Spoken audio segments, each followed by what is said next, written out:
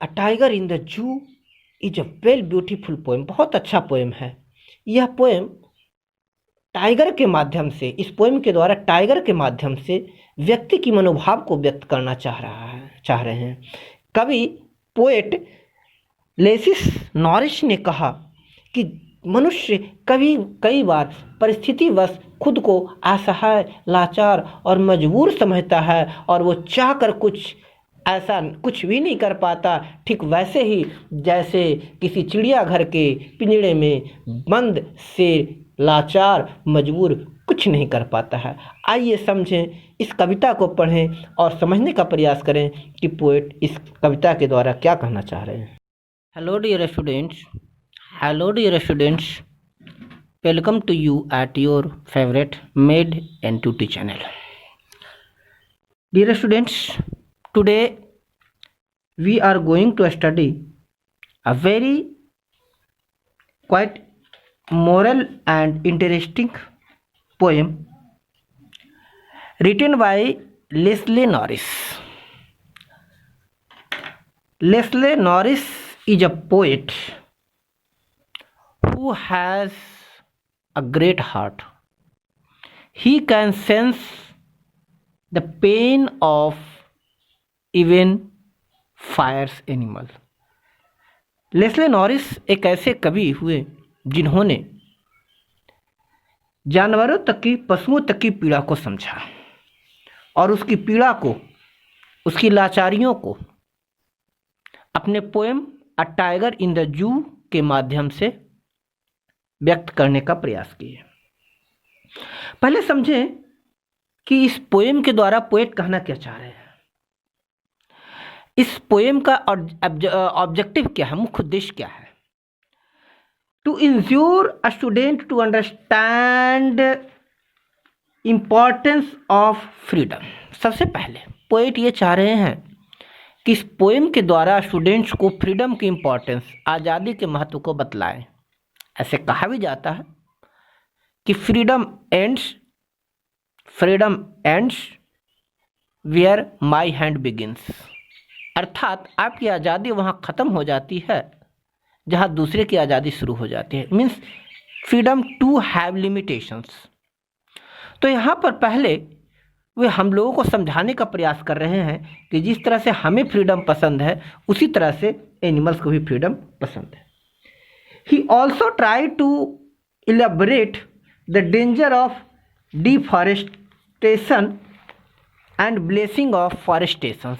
हमें डिफॉरेस्टेशन यानी वनों की अंधाधुंध कटाई की ओर भी ध्यान खींचना चाह रहे हैं कि जब जंगल कटते हैं स्वार्थ की पूर्ति के लिए, तो उसके कारण कोई बेघर होता है और बेघर होता है तो उसकी पीड़ा क्या होती है, ये भी व्यक्त किए हैं।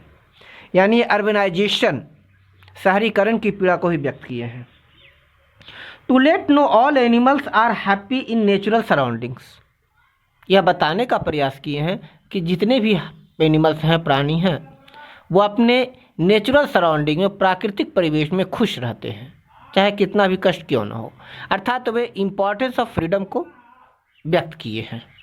जैसे एक और सुमित्रा नंदन पंत ने भी शायद लिखा है कि पिंजड़े में बंद पंछी की आकांक्षा व्यक्त करते हुए कि वो पक्षी चाहता है, ये नहीं चाहता कि वो एक पिंजड़े में बंद होकर उसे अच्छी भोजन मिले, बल्कि वो चाहता है कि मुक्त रूप से स्वच्छंद विचरण करे।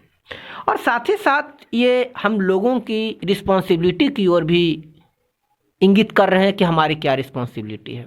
चलिए आगे देखें कि पोएम का लाइन्स क्या कहता है। पहला लाइन है, he stalks in his vivid stripes the few steps of his cage on the pads of velvet quiet in his quiet reach.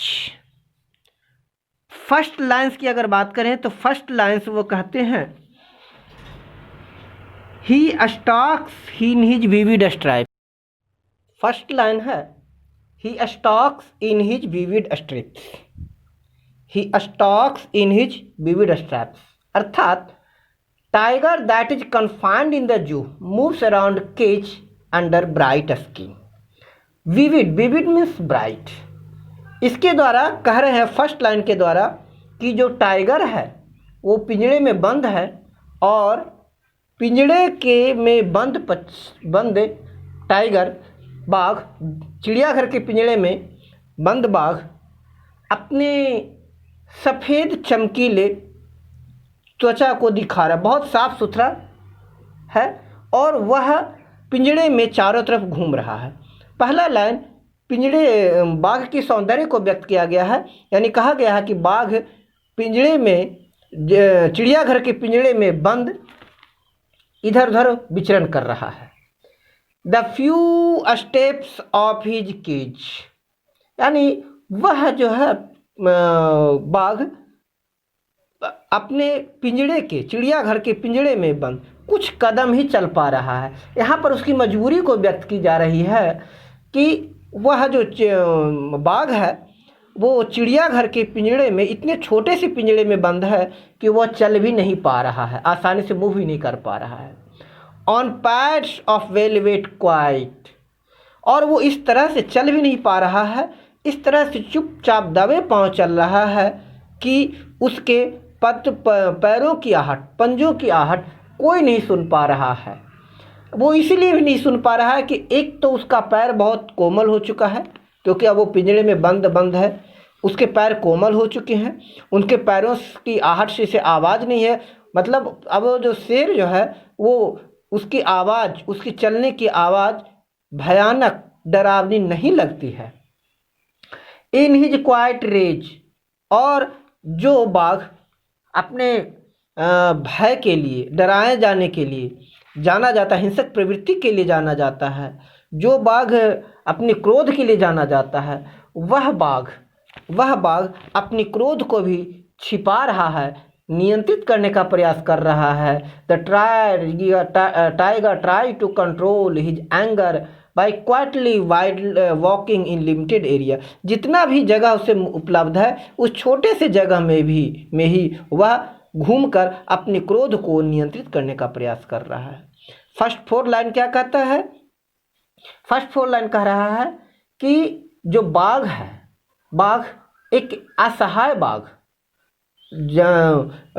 चिड़ियाघर के पिंजड़े में बंद एक असहाय बाघ अपने चमकीले त्वचा लिए हुए, भूरे बालों लिए हुए, धारीदार बालों लिए चिड़ियाघर के छोटे से पिंजड़े में घूम रहा है। वह पिंजरा इतना छोटा है कि वह आसानी से उसमें मूव भी नहीं कर सकता, घूम भी नहीं सकता। उसके पैरों की आहट अब भयभीत नहीं कर रही है, वो खुद डरा हुआ सा धीरे धीरे अपने पैरों को रख रहा है, क्योंकि वहाँ पर उसे घूमने की आज़ादी नहीं है। साथ ही साथ वह अपने क्रोध को भी नियंत्रित करने का प्रयास कर रहा है। आगे, he should be lurking in the shadow, he should be lurking in the shadow sliding through long grasses. Lurking in the shadow, lurking का मतलब होता है to be hidden as wait for prey, घात लगाकर बैठे रहना। अब कह रहा है, फर्स्ट लाइन तो बताया कि वो टाइगर है कहाँ, सेकेंड लाइन बता रहा है कि उसे क्या कहाँ होना चाहिए। तो ही should be lurking in the shadow sliding through long grasses. इस बाघ को अभी लंबी लंबी घासों के पीछे, लंबी झाड़ियों के पीछे छिपकर बैठे होना चाहिए। क्यों बैठे होना चाहिए? Sliding through the long grasses, लंबी लंबी घासों के में छिपा हुआ होना चाहिए, घात लगाकर बैठा हुआ होना चाहिए, अपने शिकार का इंतजार करना चाहिए। कहाँ? Near the water hole where plump deer pass. कहाँ बैठे होने चाहिए? तो अगले लाइन कहते हैं नियर द वाटर होल, उसे किसी झरने के पास, किसी जल स्रोत के पास, वहाँ के आसपास की लंबी लंबी घासों में छिपे हुए होना चाहिए। क्यों?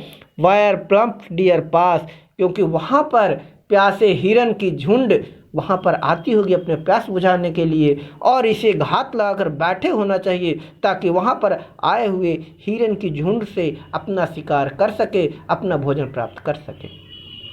यहाँ पर कवि इस प्रथम 8 लाइन के द्वारा बतला रहे हैं। पहले 4 लाइन बताए हैं कि जो बाघ अभी है वो चिड़ियाघर के एक छोटे से पिंजड़े में बंद है, जहाँ उसे कोई आज़ादी नहीं है।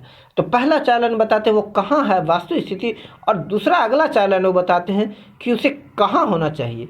तो अगले 4 लाइन बताते हैं कि उसे किसी जंगल में, किसी जल स्रोत के पास, स्थित लंबी लंबी झाड़ियों के पीछे छुपे हुए होना चाहिए, ताकि वो घात लगाकर वहाँ पानी पीने आए मृग का, हिरण का या अन्य शाकाहारी प्राणी का वो शिकार कर सके। परंतु वो ऐसा नहीं कर पा रहा है। अर्थात इस कविता के द्वारा मनुष्य की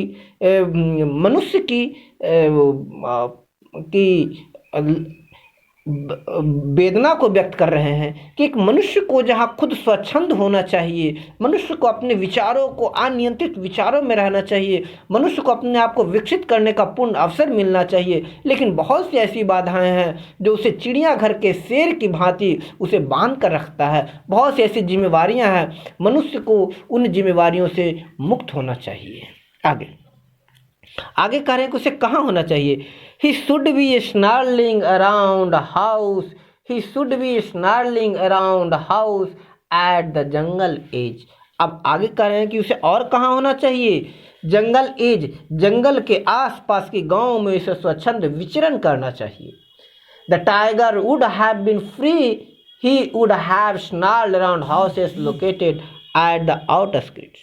यानी इस शेर को जंगल के आसपास के गांव में स्वच्छंद रूप से घूमना चाहिए, उसे यहाँ के आसपास के लोगों को डराना चाहिए था।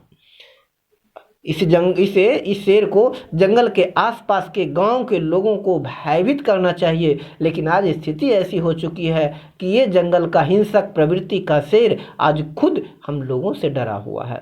वास्तव में ये शहरीकरण को बतला रहे हैं कि जहाँ पेड़ों का जंगल होना चाहिए, जहाँ शेर को छिपने का आश्रय मिलना चाहिए, अब वहाँ पर कंक्रीट का जंगल बन चुका है, जहाँ पर शेर आ नहीं सकता, और शेर जो जंगलों में रहना चाहिए वो चिड़ियाघर में आ चुका है, क्योंकि उसके बहुत सारे शिकार हो गए हैं। अब वो जंगल में असुरक्षित महसूस कर रहा है, इसीलिए सरकारों ने उन्हें विभिन्न चिड़ियाघरों में रखा है ताकि सुरक्षित रखा जा सके। Bearing his white fangs, his clown terrorizing the village, और करा उसे wearing his white fangs, his claws terrorizing, uncovered sharp teeth, उसे अपने नुकीले, चमकीले, तीखे दांतों को दिखाकर लोगों को भयभीत करना चाहिए था। यानी शेर को चाहिए कि अपने तीखे नुकीले दांतों को दिखाए और उसकी एक दहाड़ से पूरा गांव थर्रा उठे, कांप उठे, किसी को उसके पास जाने की हिम्मत ना हो सके। लेकिन यहाँ उस शेर की स्थिति हो चुकी है कि वो किसी को क्या भयभीत करेगा, वो खुद भयभीत सा महसूस कर रहा है। लोग उस पर हंस रहे हैं। जिन लोगों को उसे डरना चाहिए था, भय से कांप उठना चाहिए था, वे लोग उसे देखकर मज़े ले रहे हैं। ये दुर्दशा हो चुकी है। अर्थात इसके द्वारा ये बतला रहे हैं कि मनुष्य जब लाचार हो जाता है, परेशान हो जाता है, तो हर कोई उसे मज़े लेने लगता है। अगले 4 लाइन देख लें। But he is locked in a concrete cell, his strength behind bars. But he is locked in a concrete cell, लेकिन इसे जहाँ जंगलों में, गांव के आसपास स्वच्छंद विचरण करना चाहिए, ऐसी स्थिति नहीं है। यह एक मजबूत सीमेंट पत्थर रेत से बने छोटे से पिंजड़े में बंद है। हिज स्ट्रेंथ बिहाइंड बार्स, उसकी पूरी की पूरी ताकत इन लोहे के छड़ों के पीछे रुका हुआ है। Stalking the length of his cage, ignoring visitors.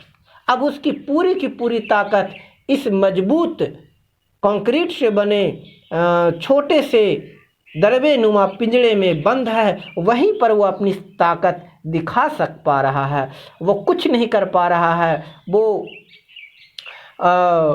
वो अपनी पिंजड़े में बंद अपनी सिर्फ लाचारी को दिखा रहा है। वो किसी को डरा पाने की स्थिति में नहीं है। लोग आते हैं, जाते हैं, लेकिन वो उनको भी इग्नोर कर देता है। इस शेर को ऐसा होना चाहिए कि सामने ही किसी को देखते हुए उसे मारने के लिए दौड़ना चाहिए, उसके हिंसक प्रवृत्ति का हो जाना चाहिए, लेकिन वो अपनी हिंसक प्रवृत्ति को भूल चुका है।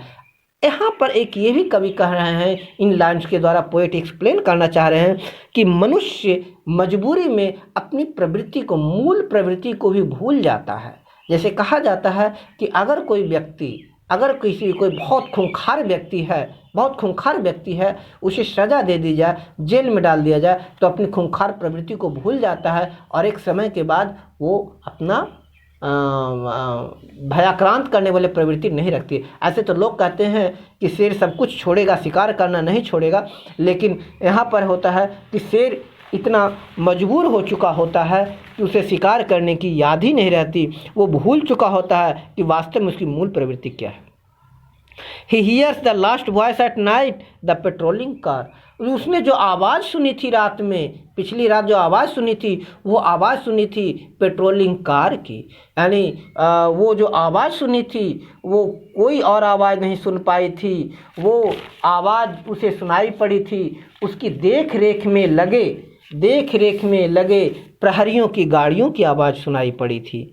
उसे और अनेक आवाज़ सुनाई पड़ना चाहिए था, जंगल में स्वच्छंद विचरण करना चाहिए था, लेकिन ऐसी बात नहीं है। वो पेट्रोलिंग कार की आवाज़ सुना था रात में, पिछली रात। And stares with his brilliant eyes at brilliant stars. और इसके बाद टाइगर बाघ वो असहाय रूप से हेल्पलेस होकर चमकते सितारों की ओर घूर रहा था, जहाँ पर अपनी चमकीले आँखों से ऐसा लग रहा था मानो वो अपनी हेल्पलेसनेस, अपनी लाचारी को, अपनी मजबूरी को व्यक्त कर रहा है। संक्षेप में आप कह सकते हैं कि इस कविता के माध्यम से कवि एक शेर की, एक बाघ की लापरवाही की मजबूरी को व्यक्त कर रहे हैं। इसके द्वारा मनुष्य की प्रवृत्ति को व्यक्त कर रहे हैं कि मनुष्य चाहे किसी भी कोटि का हो, जब वो मजबूर हो जाता है तो वो कुछ भी नहीं कर पाता है। यही हमारी प्रवृत्ति है, यही हम सबकी प्रवृत्ति है, यही एक मानवीय प्रवृत्ति।